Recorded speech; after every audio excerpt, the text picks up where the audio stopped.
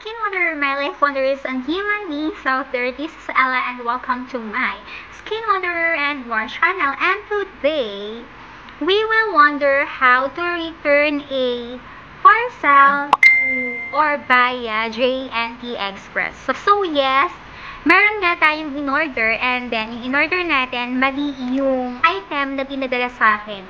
So, ang gagawin natin ay pag-click natin yung return and refund, kailangan pa natin hintayin yung confirmation ng seller na in-order natin kung pumapayag pa sila na i-return and i-refund natin yung product na in-order natin sa kanila bago tayo magpaproceed doon sa process ng return and refund.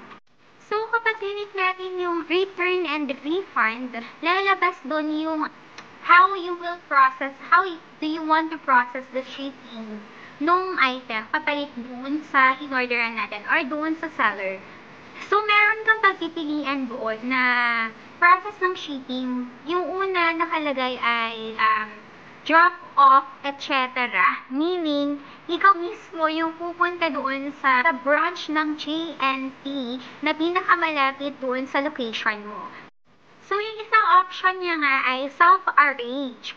So, meaning, ikaw mismo yung pipili ng courier na magdadala or kung saan mo ipapadala yung parcel na isasolve mo. So, nag-self-arrange tayo kasi unaware pa ako kung meron tayong J&T dito sa location namin na malapit lang. So, ayun na nga, sa self-arrange ay ikaw din yung pupunta doon sa mismong branch ng kung ano yung courier na papadalahan mo nung pabalik nung parcel. So, nakita ko na nga na meron naman palang malapit lang na J&T Express branch dito sa location ko, I decided na sa J&T Express ko na lang din i-return yung parcel ko. So, ang next step ko na is, since nakapili na ako ng process kung paano ko ipapadala yung item ko or yung parcel na in-order ko na mali, para mag-ibalik dun sa seller, ang next na nagagawin ko ay yung tinatawag ni Shopee na print and attach return label. So, meron sila doon na, ayan, nasa screen, na nakalagay na print out the return label and attach it on your return parcel before shipping out. Note, please ensure that the product packaging or the product box is in its original condition. And then, meron siya nakalagay na download. So, pag click mo yung download, lalabas dyan yung Get Return Label PDF. Ipapaprint mo kasi yan. So, pwede mo siyang i-screenshot or pwede mo siyang i-download. And then, ayan yung i-attach mo doon sa parcel na ipapalit mo doon sa seller. So, after nun, once ship out and keep the receipt. So, ang nakalagay ay ship out the return item and keep the receipt as a proof of shipment. So, bibigyan ka ng receipt, pinaka-receipt, and then, pipicturean natin yung kahit na anong resibo ibibigay sa atin as a proof of shipment kasi kailangan yun. And then, kapag nakuha na natin yun, picturean na rin natin yung parcel natin na merong attachment nung label, and then isa yun sa ipapadala natin kapag inayos na natin yung process sa application nung online shop na in-orderan natin. And then, yung susunod na step is, ang nakalagay ay input shipment info. So, input the shipment information and submit the details in app. After that, wait for seller to receive return item. So, pag click po natin yung input shipping proof, ayan na po sa screen yung lalabas after natin i-click yung input shipping proof. So, ayan na nga, nakalagay ay, please make sure that tracking number, request ID, shipment proof are accurate and clear to prove that you have shipped the return item correctly. So, meron dyan nakalagay na select courier or shipping method, select courier which is yung gilid. Yung nasa gilid, i-click lang natin yan. Tapos, kapag click natin yung select courier, na-type natin yung courier na pinili natin, which is J&T nga. So, ayun, tinype ko lang yung J&T Express. And then, pupunta tayo doon sa may nakalagay na tracking number. If not, write NA or 0. Tapos, i-click natin yung nasa gilid na set tracking number.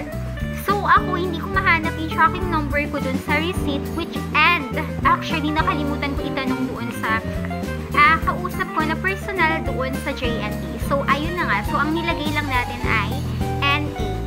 So, after that, meron na tayo doon na next step sa baba na nakalagay na shipping proof, proof of parcel shipped, example, airway bill, shipping receipt, or photo of parcel with return label. So, i-click natin yung add photo. Pag click na natin yung add photo, so pipiliin na natin yung mga pictures ng proof of shipment natin, which is yung any receipt na na-receive natin nung pinaprocess natin yung pagpapadala or pag-return natin ng pagpapadala nung wrong item na na-receive natin or nung in-order natin or nung isasoli natin na parcel. So, kapag nailagay na natin yung mga pictures or yung mga photos ng proof of shipment natin, i-click na natin yung submit. So, kapag na-click na natin yung submit, lalabas dyan yung return in progress. Tapos, pending seller to confirm receipt of the parcel. Seller needs to respond by yung day kung kailan yung ibinibigay nung online shop doon sa seller na pinagbalikan natin ng item. So, kailangan mag-reply or mag-respond yung seller na kino-confirm niya na na-receive niya na yung item. So, ang next na ay Shopee will process your refund once the seller confirms. So, ibibigay lang daw ni Shopee, i-refund lang ni Shopee or ng online shop na in-orderan natin yung amount or yung binayad natin doon sa item kapag si seller na in-orderan natin at pinagbalikan natin ng wrong item na pinadala niya ay nag-confirm na. And then, nakalagay dyan sa baba, return shipping details. Tapos, please check shipping status update on logistics company's website. So, ayun na nga, dahil siguro wala akong tracking number na nailagay, kaya doon mismo sa logistics company website ko kailangan i-check kung nasaan na yung parcel. Or yung pag-track doon sa parcel na ibinili ko. Kapag clinic natin yan na chinek natin, ang nakalagay na lang dyan ay return shipping details in progress. So, waiting tayo ng ilang days kung marireceive pa ni seller na pinagbalikan natin yung item na in-order natin. Yung binalik natin sa kanila na item. And, para ma-refund na rin natin yung binayad natin sa kanila. So, ayun na nga, skin wonder, my life wonders, and human beings out there. So, see you on the next wondering.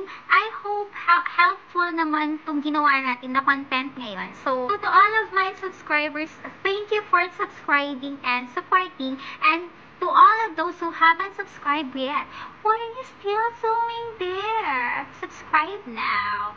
And thanks for watching. So, ayun na nga. Babush, babush, babush, babush.